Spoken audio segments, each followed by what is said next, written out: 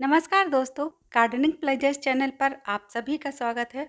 अप्रैल में टेम्परेचर बढ़ने के साथ साथ गुलाब में भी कई सारी समस्याएं बढ़ रही हैं। इस समय हमें गुलाब में सारी चीज़ें बहुत सोच समझ कर करनी है, वरना गुलाब के प्लांट बहुत जल्दी इस सीजन में ख़राब हो जाते हैं। इस समय मैक्सिमम टेम्परेचर लगभग 40 के आसपास पहुंच चुका है। ऐसे में ये इंग्लिश रोज के फ्लावर्स जो प्लांट के ऊपर 8-10 दिन तक अच्छे से खिले रहते थे, ये 1-2 दिन में ही सूख जा रहे हैं। और देसी गुलाब ये तो शाम होते होते सारे सूख जाते हैं। कई मित्रों के कमेंट्स थे कि उनके गुलाब के पौधे खराब हो रहे हैं, तो आज के वीडियो में मैं गुलाब के लिए फर्टिलाइजर और वो सारी चीजें बताने वाली हूँ जिससे इस तपती गर्मी में भी आपके गुलाब के प्लांट खराब ना हो। क्योंकि पॉट में हम बहुत मेहनत के साथ इस स्टेज पर गुलाब के प्लांट को ला पाते हैं, और जब ये खराब होने लगते हैं तो हम सभी को बहुत दुख होता है। ये देखिए, देसी रोज की तो ये हालत हो रही है कि सुबह देखिए इतने सारे खिले हुए हैं और शाम होते होते सारे सूख जाएंगे। अब ये क्लिक देखिए, शाम के टाइम की है। यही गुलाब सुबह इतनी अच्छी कंडीशन में थे और शाम होते होते इनका क्या हाल हो चुका है। तो ऐसे में आपको घबराने की कोई ज़रूरत नहीं है। तो सबसे पहला काम हमें करना है, जितने भी सूखे फ्लावर्स हैं इन सभी को कट कर देंगे। फ्लावर के बाद पत्तियों तक जो स्टेम आती है वहाँ तक आपको काट देना है। इस तरीके से जो नोड एरिया होता है वहाँ से कट कर देंगे। इससे क्या होगा, नोड पॉइंट पर प्लांट्स के ग्रोइंग हार्मोन्स रहते हैं, तो प्लांट की न्यू ग्रोथ जल्दी स्टार्ट हो जाती है। इस समय मौसम थोड़ा क्लाउडी हो रहा है तो वीडियो ज़्यादा क्लियर नहीं आ रही है। देखिए कितने सारे सूखे फ्लावर्स निकल आए हैं। कटिंग करने से पहले फंगीसाइड या हल्दी पाउडर में थोड़ा सा पानी मिलाकर पेस्ट बनाकर रख लें। ये देखिए, शाम होते होते सारे फ्लावर्स की ये हालत हो गई है।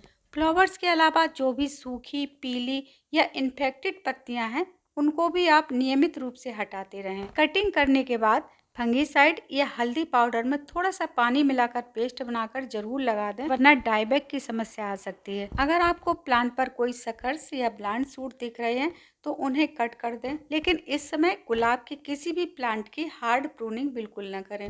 अब अगला पॉइंट आता है कि अगर आपके पास ज़्यादा प्लांट हैं और आप नेट लगा रहे हैं तो इस तरीके से नेट लगाएं। जब भी आप नेट लगाएं तो इसे कभी फिक्स ना करें। ये देख रहे हैं आप, मैंने नेट के चारों ओर ये रिंग डाल रखे हैं। अब हम आयरन या स्टील का कोई ऐसा तार लेंगे जिसके ऊपर प्लास्टिक का कोड हो। इस प्लास्टिक कोडेड तार में हम सारे रिंग को डालकर इस तरीके से ये नेट लगाएंगे। दोनों साइड से रिंग को वायर में डालने के बाद मौसम के हिसाब से हम नेट को खिसकाकर सेट कर सकते हैं। सुबह धूप आने के बाद नेट को कवर कर देंगे और शाम धूप जाने के बाद नेट को खोल देंगे। इससे पौधे दोपहर की धूप से बचे रहेंगे और सुबह शाम की ठंडक भी मिलेगी।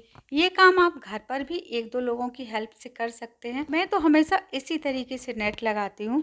फर्टिलाइजर से पहले अब अगला जरूरी काम आता है वाटरिंग का। गर्मियों में सुबह सुबह आप सारे प्लांट्स को बहुत अच्छे से पानी दे दें। इसके बाद दिन में 2-3 बार आपको पत्तियों के ऊपर सावरिंग जरूर करते रहना है। शाम 7 बजे के बाद पत्तियों के ऊपर पानी न डालें। अगर आपने मिट्टी के पॉट में प्लांट लगा रखे हैं तो दिन में 2-3 बार पॉट को भी अच्छे से पानी से भिगो दें। लेकिन अगर प्लास्टिक के पॉट में प्लांट लगे हैं तब क्या करना है, देखिए, सुबह तो सभी प्लांट्स को इसी तरह नहलाते हुए पानी देंगे। अब मिट्टी के पॉट को तो हम दिन में 2-3 बार पानी से भिगो देंगे, लेकिन प्लास्टिक के पॉट में हम क्या करेंगे, प्लास्टिक के पॉट में भी मॉइस्चर मेंटेन करने के कई तरीके हैं।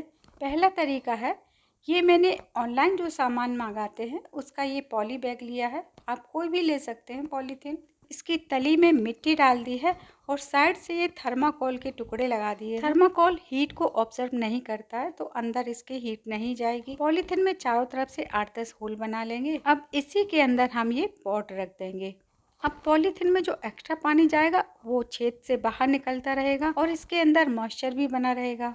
दूसरा, सारे प्लांट्स, खासकर जो छोटे छोटे पौधे हैं, उनको एक झुंड बना के रखेंगे। इससे भी प्लांट्स में ज़्यादा समय तक नमी बनी रहती है। तीसरा, गर्मी शुरू होते ही पॉट में मल्चिंग कर दें। मल्चिंग के लिए आप सूखी पत्तियां या ये नारियल के जो ऊपर के सेल्स होते हैं इन्हें भी यूज कर सकते हैं। चौथा, सबसे आसान तरीका है, पॉट के नीचे बॉटम ट्रे लगाकर उसमें पानी भर दें।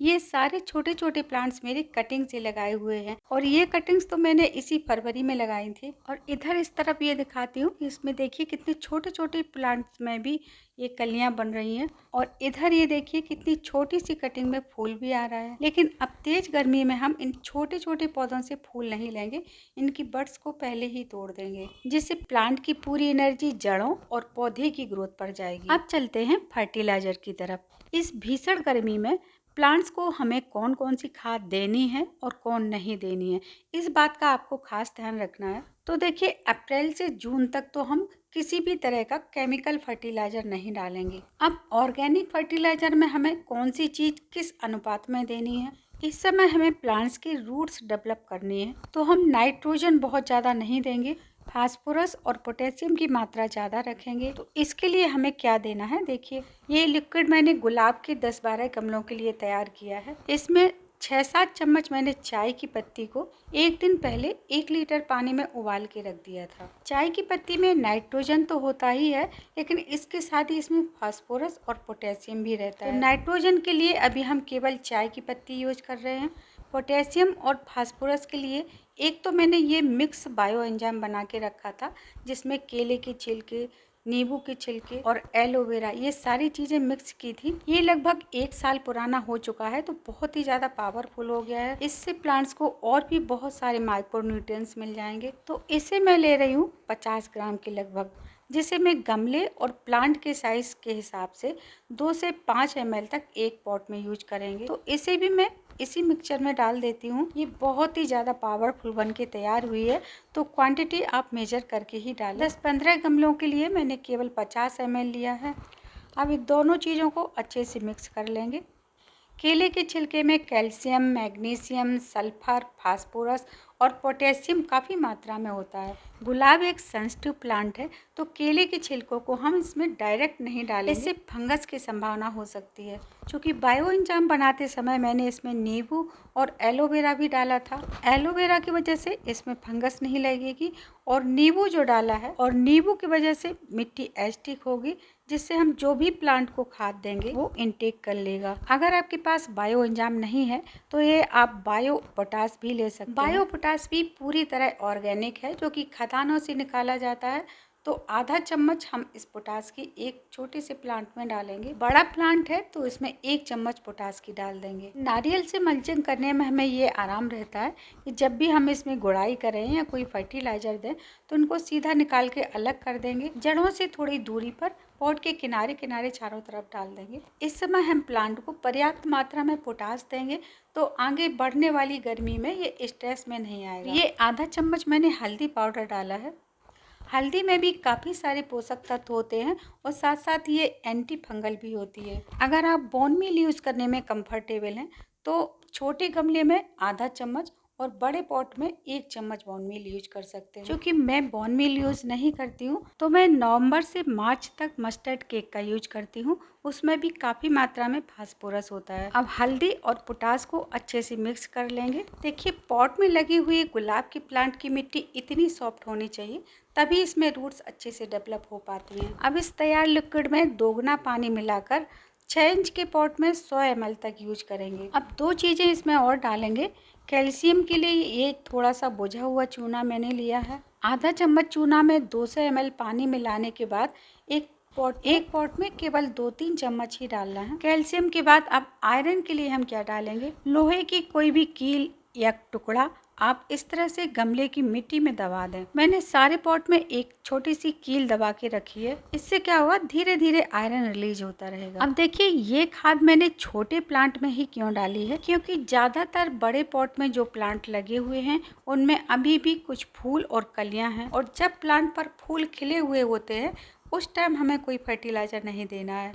तो 1-2 दिन में जैसे ही ये सारे फ्लावर्स स्पेंड हो जाते हैं, तो इनकी डेड हेडिंग करने के बाद ही इसमें ये फर्टिलाइजर डालेंगे। अगले वीडियो में गार्डनिंग से रिलेटेड आपको कौन से प्लांट की जानकारी चाहिए, कमेंट में ज़रूर बताइएगा। Thank you.